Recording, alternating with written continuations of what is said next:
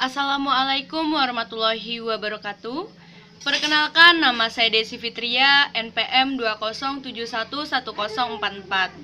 Saya dari Prodi Ilmu Komunikasi Universitas Bandar Lampung. Di sini, saya akan menjelaskan mata kuliah Komunikasi Massa, materi 1 sampai materi 13 dengan dosen pengampu Noning Ferawati. Masuk ke materi 1 menjelaskan tentang perkembangan media massa dan para tokoh penting yang memiliki stasiun TV ternama. Perkembangan media massa berevolusi dari tahun ke tahun. Kemudian, dimulai dari tahun 1998, tahun ini mengeluarkan media cetak. Kemudian, di tahun berikutnya, media digital mengalami kenaikan sehingga media cetak menurun. Dan tokoh penting yang memiliki stasiun ternama adalah Hoirul Tanjung memiliki Transkop dan Abu Rizal Bakri memiliki stasiun TV Bakri Group, TV One, dan Antv.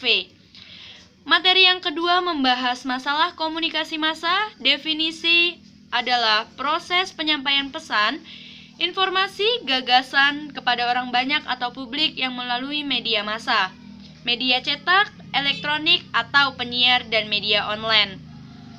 Fungsinya untuk memvalidasi status dan norma individu, organisasi atau produk tertentu.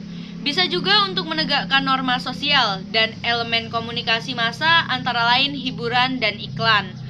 Materi yang ketiga membahas masalah efek kognitif atau yang menyangkut pengetahuan dan opini.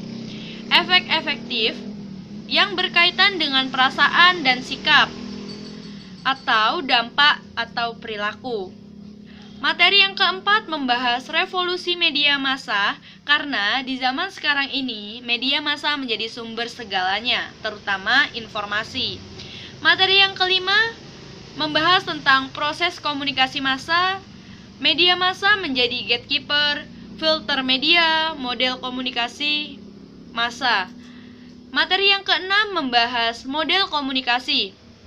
Yang model komunikasi itu memiliki arti, gambaran yang sederhana dari proses komunikasi yang memperlihatkan kaitan antara satu komponen komunikasi dengan komponen lainnya. Materi yang ketujuh membahas tentang rubrik dan isi media. Rubrik sendiri yang berarti media tetap, tidak berubah seperti contoh surat kabar, majalah yang memuat suatu berita dan informasi. Jenis rubrik. Jenis rubrik itu macam isi media massa. Ada surat kabar, tabloid, majalah, buku, dan buletin. Materi yang ke-8 membahas tentang faktor-faktor pengaruh isi media massa, yaitu memiliki media, audiens, dan pemasang. Materi yang ke-9 membahas tentang faktor pengaruh isi media massa dengan dua ahli, yaitu Pamela J. Schoemaker dan Stephen D. Reses 1996 dalam Mediating the Masses. Dan faktor yang mempengaruhi yaitu faktor individual atau faktor yang berhubungan dengan latar belakang profesional dari pengelola media. Rutinitas media, faktor ini berhubungan dengan mekanisme dan proses penentuan berita.